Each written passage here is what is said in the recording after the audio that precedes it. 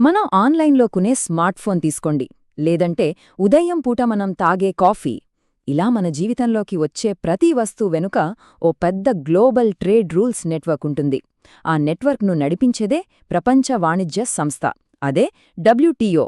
చెప్పాలంటే ఇది ప్రపంచ వాణిజ్యానికి ఒక అంపైర్ లాంటిది.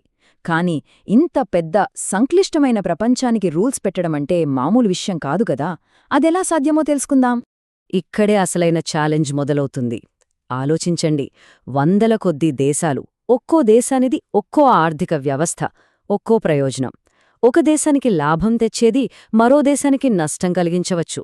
మరి ఇలాంటి పరిస్థితుల్లో అందరికీ ఆమోదయోగ్యమైన వాణిజ్య నియమాలని ఎలా తయారుచేస్తారు? ఇది మనం అనుకున్నదానికంటే చాలా పెద్ద ప్రశ్న. ఈ మొత్తం విషయాన్ని అర్థం చేసుకోవడానికి మనం మొదట డబ్ల్యూటీఓ ఎలా పుట్టిందో చూద్దాం. ఆ తర్వాత అది అమలు చేసే కీలకమైన వాణిజ్య నియమాలేంటో తెలుసుకుందాం. అక్కడ్నుంచి ఎప్పుడూ వివాదాల్లో ఉండే వ్యవసాయ సబ్సిడీల గురించి, వాటికి రక్షణ కవచం లాంటి పీస్ క్లాజ్ గురించి మాట్లాడి, చివరగా ప్రస్తుత లెక్కింపు పద్ధతులు ఎందుకు సమస్యగా మారాయో చర్చిద్దాం. సరే, మన కథ మొదలవుతోంది. డబ్ల్యూటీఓ ప్రయాణం ఎక్కడ స్టార్ట్ అయిందో చూద్దాం. దీని మూలాలు రెండో ప్రపంచ యుద్ధం తర్వాత పరిస్థితుల్లో ఉన్నాయి. రెండో ప్రపంచ యుద్ధం తర్వాత ప్రపంచ నాయకులు ఒక ముఖ్యమైన పాఠం నేర్చుకున్నారు. ఆర్థిక అస్థిరతే యుద్ధాలకు దారితీస్తోందని. అందుకే వాళ్ళొక స్థిరమైన వ్యవస్థను నిర్మించాలనుకున్నారు. ఐఎంఎఫ్, వరల్డ్ బ్యాంక్తో పాటు వాణిజ్యం కోసం అంతర్జాతీయ వాణిజ్య సంస్థ అంటే ఐటీఓ అనే మూడో స్తంభాన్ని కూడా పెట్టాలనుకున్నారు. కానీ కొన్ని దేశాలు, ముఖ్యంగా అమెరికా, తమ అధికారాన్ని వదులుకోవడానికి సిద్ధంగా లేవు. దాంతో ఆ మూడో స్తంభం పునాదిలోనే ఆగిపోయింది. ఐటీఓ ప్లాన్ వర్కౌట్ కాకపోయినా ఏదో ఒకటి చెయ్యాలనే పట్టుదలతో 1947లో గ్యాట్ అనే ఒక టెంపరరీ అగ్రీమెంట్ కుదిరింది. మొదట్లో దీని ఫోకస్ అంతా పన్నులు అంటే టారిఫ్లు తగ్గించడం మీదే ఉండేది. కానీ ప్రపంచం మారుతున్న కొద్దీ సబ్సిడీల లాంటి కొత్త సమస్యలు ముందుకొచ్చాయి. చివరికి కొన్ని దశాబ్దాల చర్చల తర్వాత అందరికీ ఒకటి అర్థమైంది. మనకు కావాల్సింది తాత్కాలిక ఒప్పందం కాదు, వాణిజ్య గొడవలను పరిష్కరించగల ఒక బలమైన, శాశ్వత సంస్థ. ఆ ఆలోచన నుంచే 1995లో డబ్ల్యూటీఓ పుట్టింది. G8కి నుంచి డబ్ల్యూటీఓకి మారడమనేది కేవలం పేరు మార్పు కాదు, అదొక భారీ మార్పు. G8 ఒక తాత్కాలిక ఒప్పందం, ఒక జెంటిల్మెన్స్ అగ్రిమెంట్ లాంటిది. కానీ డబ్ల్యూటీఓ ఒక పర్మనెంట్ ఆర్గనైజేషన్. దాని పరిధి కూడా చాలా పెద్దది. కేవలం వస్తువులే కాదు, సేవలు, ఐడియాలు కూడా దీని కిందకే వస్తాయి. అన్నింటికన్నా ముఖ్యమైన మార్పేంటంటే వివాద పరిష్కారం. G8 కింద ఒక దేశం రూల్స్ బ్రేక్ చేస్తే పెద్దగా ఏమీ చేయలేని పరిస్థితి. కానీ డబ్ల్యూటీఓ కింద తీర్పులు చట్టబద్ధంగా అమలు చేయబడతాయి. దీనికి నిజమైన పవరుంది. సరే, ఇంత పవర్ఫుల్ సంస్థ అయితే ఏర్పడింది. మరి ఇది లోపల ఎలా పనిచేస్తుంది? దీని వెనకున్న ప్రాథమిక సూత్రాలేంటి తెలుసుకుందాం రండి. డబ్ల్యూటీఓ స్ట్రక్చర్ని మనం 4 ముఖ్య భాగాలుగా చూడొచ్చు. 1, మినిస్టీరియల్ కాన్ఫరెన్స్. ఇదే టాప్ బాడీ. 2 ఏళ్లకోసారి కలిసి పెద్ద నిర్ణయాలు తీసుకుంటారు. ఇక జనరల్ కౌన్సిల్ అనేది ఈ సంస్థకు ఇంజిన్ రూమ్ లాంటిది. డే టు డే వ్యవహారాలన్నీ ఇక్కడే చూసుకుంటారు. దేశాల మధ్య గొడవలొస్తే వాటిని పరిష్కరించడానికి ఒక స్పెషల్ కోర్టు లాంటి డిస్ప్యూట్ సెటిల్మెంట్ బాడీ ఉంది. చివరిగా ట్రేడ్ పాలసీ రివ్యూ బాడీ. ఇది ప్రతి దేశం రూల్స్ పాటిస్తుందా లేదా అని చూస్తూ ట్రాన్స్పరెన్సీని కాపాడుతుంది. డబ్ల్యూటీఓకు 2 ఫౌండేషన్ ప్రిన్సిపల్స్ ఉన్నాయి. అందులో మొదటిది మోస్ట్ ఫేవర్డ్ నేషన్. సింపుల్గా చెప్పాలంటే మీ ట్రేడింగ్ పార్ట్నర్స్లో ఎవరూ మీ బెస్ట్ ఫ్రెండ్ కాకూడదు.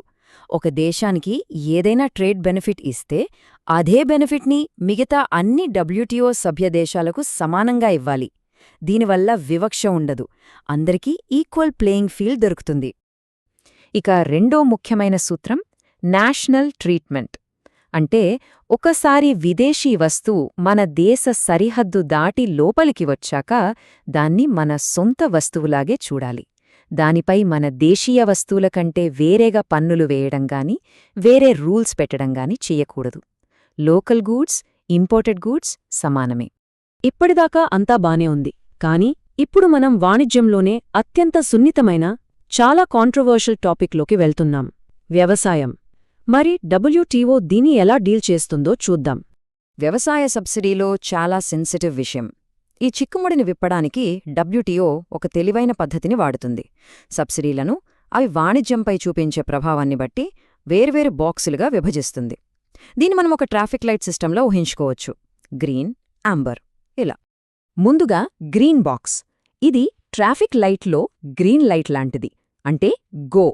ఈ సబ్సిడీలు ట్రేడ్పై ఎలాంటి నెగెటివ్ ఎఫెక్ట్ చూపించవు, అందుకే వీటికి లిమిట్స్ లేవు. రీసెర్చ్, ట్రైనింగ్ లేదా పర్యావరణ పరిరక్షణ కోసం ఇచ్చే సపోర్ట్ దీని కిందకే వస్తుంది. తర్వాత యాంబర్ బాక్స్. ఇది యెల్లో లైట్ లాంటిది, అంటే జాగ్రత్త. ఈ సబ్సిడీలు ఉత్పత్తిని, వాణిజ్యాన్ని దెబ్బతీస్తాయి. ఉదాహరణకు, ప్రభుత్వం రైతుల నుంచి పంటలను ఒక ఫిక్స్డ్ రేటుకు కొనడం. ఇలాంటి సబ్సిడీలపై డబ్ల్యూటీఓ లిమిట్స్ పెడుతుంది. ఇక్కడే చాలా దేశాల మధ్య గొడవంతా మొదలవుతుంది. ఈ యాంబర్ బాక్స్ రూల్స్ వల్ల ముఖ్యంగా ఇండియా లాంటి అభివృద్ధి చెందుతున్న దేశాలకు ఓ పెద్ద సమస్య ఎదురైంది. ఈ సమస్యను పరిష్కరించడానికే పీస్ క్లోజ్ అనే ఒక తాత్కాలిక ఏర్పాటును తీసుకొచ్చారు. ఈ ప్రాబ్లంకి సొల్యూషన్గా 2013లో పీస్ క్లాజ్ అనే ఒక టెంపరరీ అగ్రీమెంట్ కుదిరింది. సింపుల్గా చెప్పాలంటే, ఒకవేళ అభివృద్ధి చెందుతున్న దేశం తన ప్రజల ఫుడ్ సెక్యూరిటీ కోసం సబ్సిడీ లిమిట్ దాటినా మిగతా దేశాలు దానిపై కేసు పెట్టకూడదు. ఇదొక టెంపరరీ ప్రొటెక్షన్ షీల్డ్ లాంటిది. కాని గుర్తుంచుకోవాల్సిందేంటంటే, ఇది గాయానికి శాశ్వత మందు కాదు, కేవలం ఒక బ్యాండేడ్ మాత్రమే. ఇప్పుడు ఈ రూల్స్ అన్నీ రియల్ వరల్డ్లో ఎలా పనిచేస్తున్నాయో చూద్దాం. ముఖ్యంగా డబ్ల్యూటీఓ ఫార్ములా వల్ల ఇండియా ఎదుర్కొంటున్న ఒక పెద్ద సవాలు ఏంటో అర్థం చేసుకుందాం. అసలు సమస్యంతా ఇక్కడే ఉంది. డబ్ల్యూటీఓ సబ్సిడీలను లెక్కించడానికి వాడే రెఫరెన్స్ ధర ఎప్పటిదో తెలుసా? 1986-88 నాటిది. అంటే ఆలోచించండి, దాదాపు 40 ఏళ్ల క్రితం ధరలతో ఇప్పటి సబ్సిడీలను లెక్కిస్తున్నారు. ఆ రోజుల్లో సినిమా టికెట్ ధరతో ఇప్పటి టికెట్ ధరను పోల్చినట్టుంది ఈ వ్యవహారం. ఇన్ఫ్లేషన్ వల్ల అప్పటి ధరలకి ఇప్పటి ధరలకి మధ్య ఆకాశానికి భూమికి ఉన్నంత తేడా ఉంది. ఈ పాత రిఫరెన్స్ ధరను వాడటం వల్ల ఇండియా లాంటి దేశాలు ఇచ్చే సబ్సిడీల విలువ నిజానికి ఉన్నదానికంటే పేపర్పై చాలా ఎక్కువగా కనిపిస్తోంది. ఇది చాలా పెద్ద సమస్యగా మారింది, ఎందుకంటే వాళ్లు ఇవ్వకపోయినా రూల్స్ బ్రేక్ చేస్తున్నట్టు తప్పుగా చూపిస్తోంది. ఈ తప్పుడు లెక్కింపు వల్ల ఇండియా లాంటి అభివృద్ధి చెందుతున్న దేశాలు రిస్కులో పడుతున్నాయి. వాళ్లకు వాళ్ల మొత్తం వ్యవసాయ ఉత్పత్తి విలువలో 10% వరకు సబ్సిడీలు ఇచ్చేందుకు పర్మిషనుంది. దీన్నే డీ మినిమిస్ లిమిట్ అంటారు. కాని పాత ధరల వల్ల వాళ్లు ఇస్తున్న సబ్సిడీలు పేపర్పై ఈ 10% లిమిట్ను దాటుతున్నట్టు కనిపిస్తోంది. ఇది వాళ్ల ఫుడ్ సెక్యూరిటీ ప్రోగ్రామ్స్కి పెద్ద అడ్డంకిగా మారింది. చివరిగా ఇదంతా మనల్ని ఒక ప్రాథమికమైన ప్రశ్నకు తీసుకువస్తోంది. ఫ్రీ అండ్ ఫెయిర్ ట్రేడ్ ముఖ్యమా, లేక ఒక దేశం తన ప్రజల ఆహార భద్రతను చూసుకోవడం ముఖ్యమా? ఈ రెండిటి మధ్య బ్యాలెన్స్ సాధించడమే డబ్ల్యూటీఓ ముందున్న అతిపెద్ద సవాలు.